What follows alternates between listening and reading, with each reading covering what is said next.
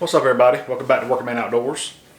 So today I'm going to be sharing with you a method of how I cook my steaks that I love. Obviously everybody loves to grill steaks, and I've always grilled them outside in the actual on the gas grill, on the charcoal grill. A couple years ago I discovered what they call the reverse sear method and decided to try and give that a try, and it has worked awesome.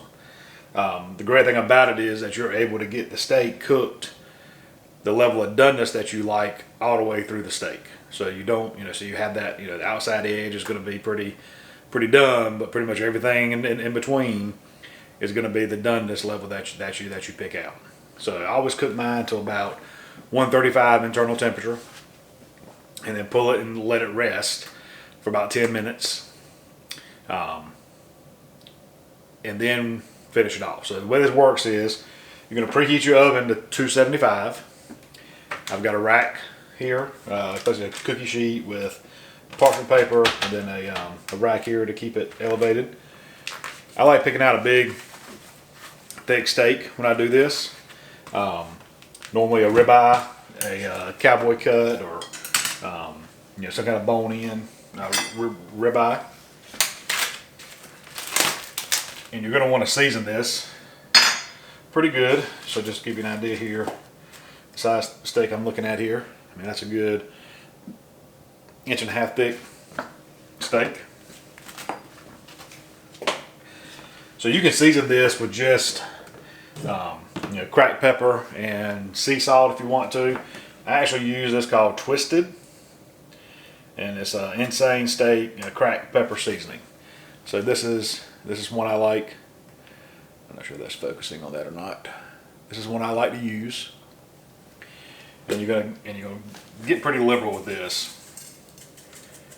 It's not gonna hurt anything to get this pretty good and coated with this, because it's really gonna help break down the fats and that kind of stuff while it cooks.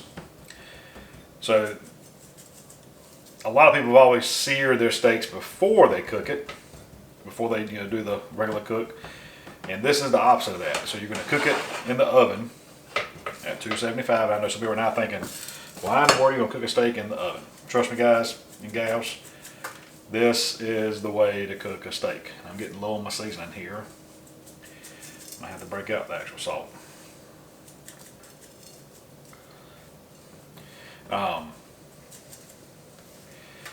This way you're going to cook it at a slow, steady temperature until you get to the internal temperature that you want.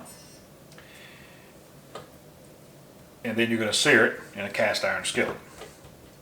And it just really does lock in the juices and all of that into the steak.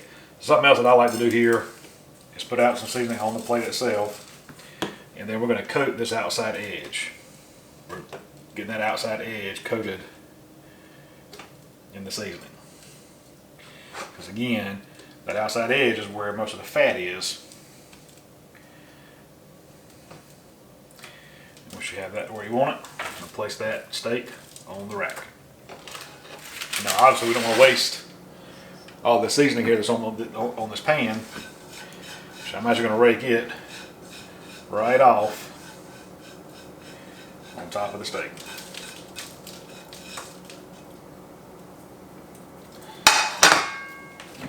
And I'm going to spread that around a little bit. Now I always want like a crispy layer of the seasoning left on the steak. Alright, so once you've got the steak on the rack, you want to make sure you're using a meat thermometer. Because once you put this in here, you don't want to be opening and closing it. So this is the one that I use. It's a wireless digital. So I'm going to put this about halfway and then push it in a good amount. Okay. Put this up. Turn it on. Turn that on.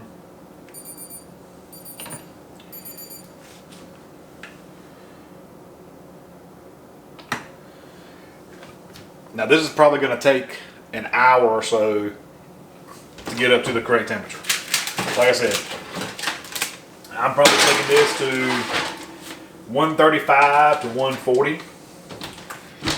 mainly because of how thick this steak is. If you go 130-ish, it's going to be pretty rare, and I like my steaks pretty rare.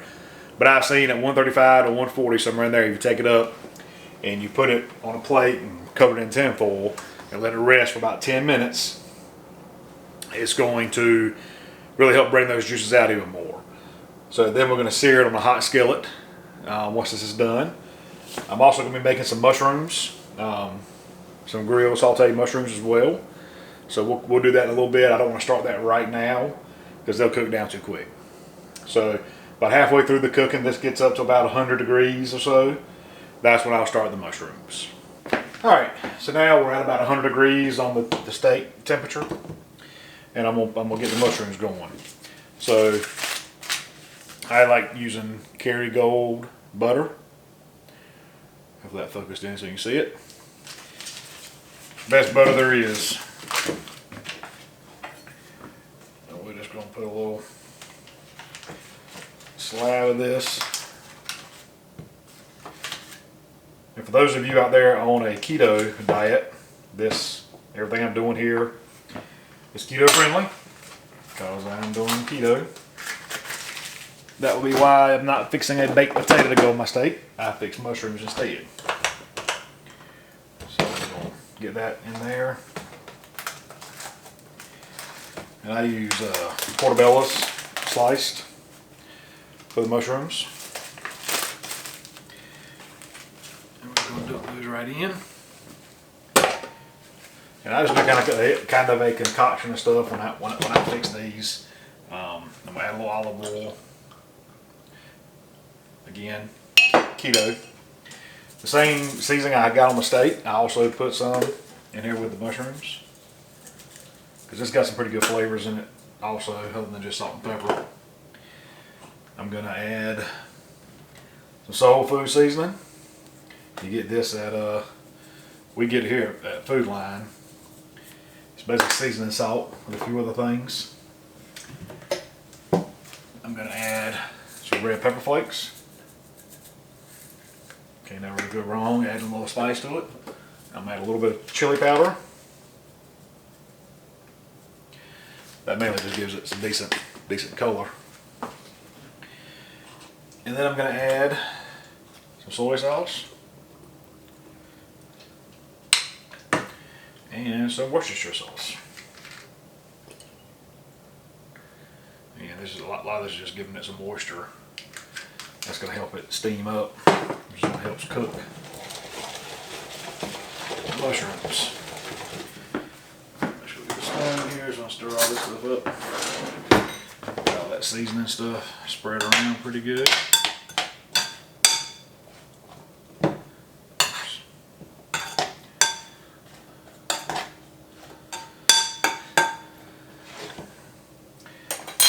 Then we're going to cover it. And once that gets going pretty good, it's going to start steaming. And those mushrooms will cook down pretty good. Right now we're at 111 on the temperature on the steak. So it's probably got another 15-20 minutes before it's going to be up to temperature. And then we'll be taking it out, let it rest, and we're going to be searing it in a good old cast iron skillet. Alright, so we're at 135 internal temperature. So we're going to take this out and put it on this plate right here, and then wrap it in foil and let it sit for about 10 minutes. So let's see how she looks. So one word of advice from past experience: don't mess up and grab the thermometer with your hand.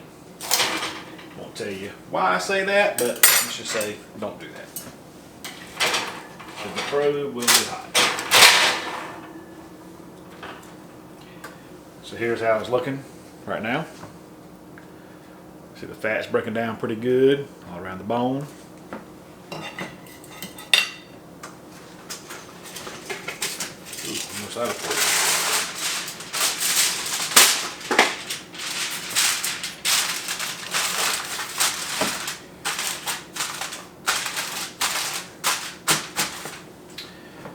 So we're going to let that rest, like I said, for about 10 minutes. It just gives a chance for, it'll continue cooking a little bit. It'll probably end up at about 138 internal. It'll also just give time for the juices to kind of release and all that good stuff. It really makes it taste good. So mushrooms are looking good. See if I can see those. Probably not because of the camera angle isn't real good.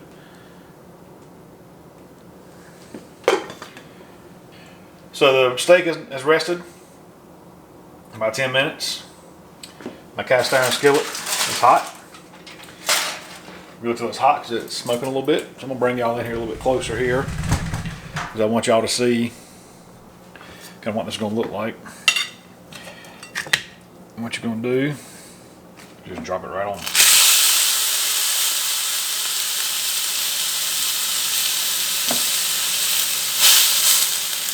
So I like to actually help it a little bit, especially on the fatty areas. I like for the fat to really get charred pretty good.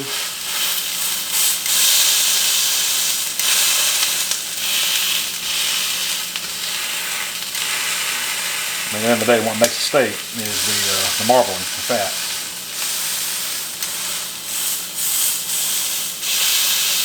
You want to get a good, consistent sear. That's why you want to make sure you've got it good, the pan good and hot before you pop it in here. Otherwise, you're not going to get that good sear on it like you want.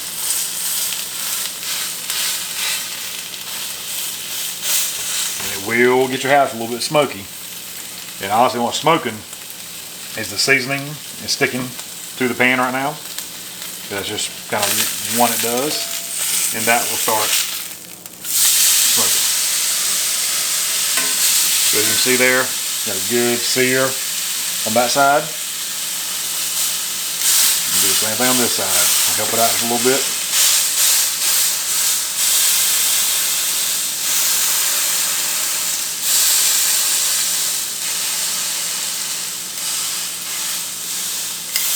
Now, you don't want to do more than 30, 45 seconds, maybe a minute at the most per side, depending on how you want it. Normally about when it stops sizzling, it's been long enough.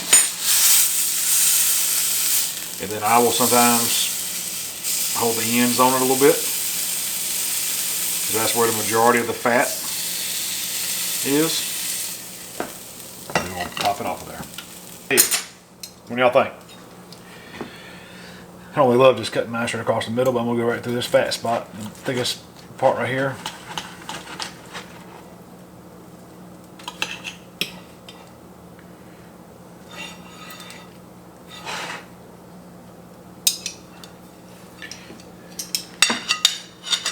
It honestly looks a little bit dunner than what I wanted it to. But sometimes you just get that color on the steak that isn't still real red. I mean, it was 135 when I took it out of the oven, so it should be what's considered medium rare. Thanks for watching. Don't forget, subscribe to the channel. We're giving away a turkey vest from Cabela's. You have to be a subscriber on the channel. Once we hit 1,000 subs on the channel, we'll be giving away the vest. So check that out.